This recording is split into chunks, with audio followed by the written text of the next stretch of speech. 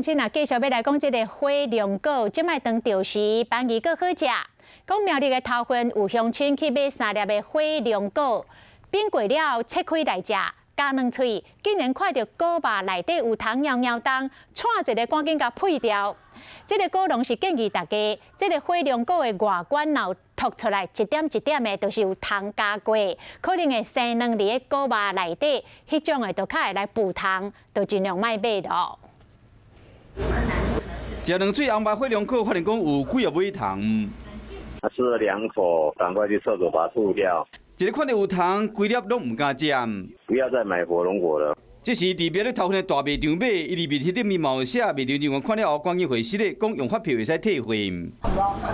但无通买火龙果，拢唔知要安怎看有虫啊无虫，专业的农友要亲身甲你干。 这是果蝇叮的，果实蝇叮的。哦，有凸起的东西。对，这是果实蝇叮的。表面有几点泡泡，切开果然有虫。果农讲这是菇神叮了后，将卵生伫果子肉内底。没有包套会产生什么影响？这是瓜牛在吃，还有一个金龟子吃的。好，刚刚你讲会有虫子，这个是东方果实蝇咬的，所以一定要包套。 有一个果农平台替这火龙果包起来，说讲都有菇神来定，若外形无水，果子嘛有可能被生卵。家庭主妇若无希望讲买到这款火龙果会日日看这个皮，若是讲有空，也是有一泡一泡的，上好就莫买啊。